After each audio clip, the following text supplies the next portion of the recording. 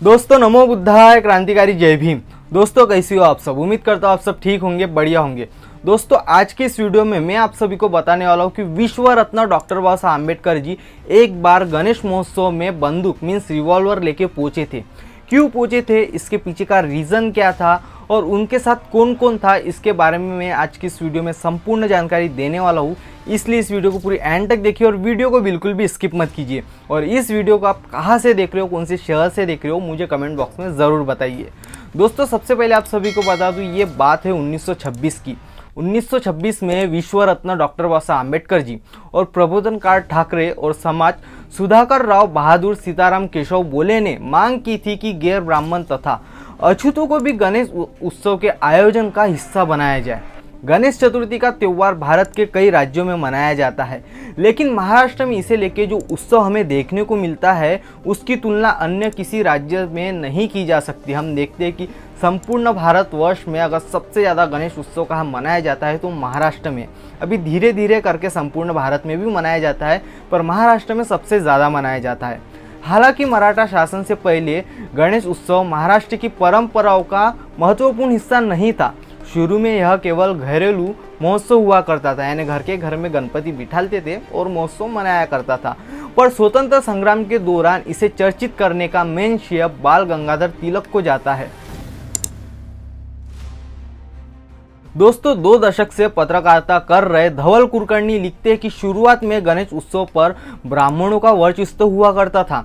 शिवसेना संस्थापक बाल ठाकरे जी के पिताजी प्रबोधनकार ठाकरे और विश्व रत्न डॉक्टर बाबा साहब आम्बेडकर जी ने इस वर्चस्व का विरोध किया था। दोस्तों आप सभी को पता है कि पहले ब्राह्मणवाद और ब्राह्मणिज्म काफ़ी ज़्यादा फैला हुआ था, तो इसके विरोध में प्रबोधनकार ठाकरे और विश्व रत्न डॉक्टर बाबा साहब आम्बेडकर जी ने इस वर्चस्व का विरोध किया था। अपनी किताब ठाकरे भाव में कुलकर्णी जी लिखते हैं कि दादर में गणेश उत्सव का जो आयोजन सभी जातियों से चंदा लेके किया जाता था, लेकिन उसके आयोजन समिति में ब्राह्मणों का ही वर्चस्व हमें देखने को मिलता था।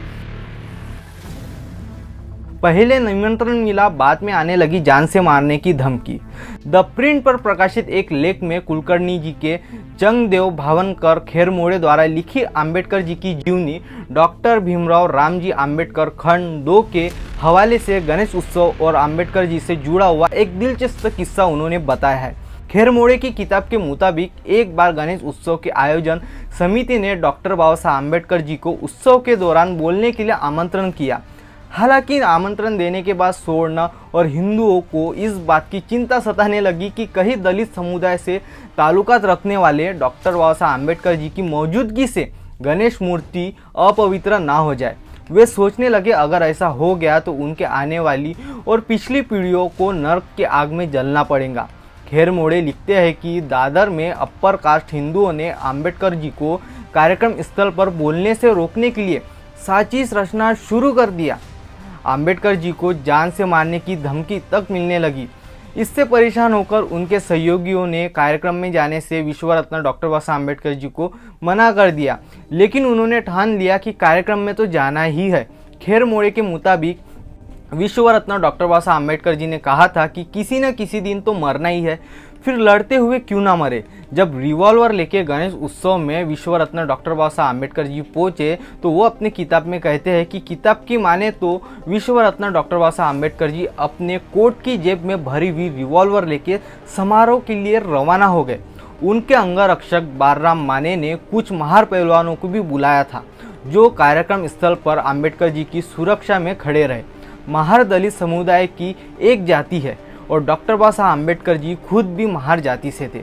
खैर कार्यक्रम स्थल पर आम्बेडकर जी के भाषण को बाधित करने के कुछ असफल भी प्रयास हुए, लेकिन उन्होंने अपने भाषण को जारी रखा। कार्यक्रम में बोलते हुए आम्बेडकर जी ने इस बात पर जोर दिया कि हिंदू समुदाय तब तक मजबूत नहीं हो सकता जब तक वह अपनी रूढ़िवादी धारणाओं को त्याग नहीं कर देता। आम्बेडकर जी ने वहाँ मौजूद लोगों से उच्च जातियों और अछूतों के साथ समान व्यवहार करने का भी आह्वान किया।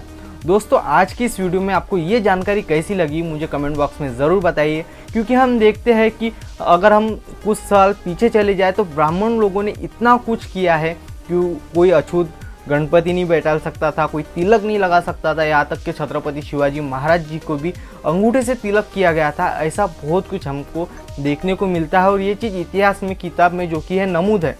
तो दोस्तों यही चीज़ उभर के हमारे सामने आती है और इसी रीजन से विश्व रत्न डॉक्टर बाबा साहब आम्बेडकर जी गणेश उत्सव में रिवॉल्वर लेके गए थे।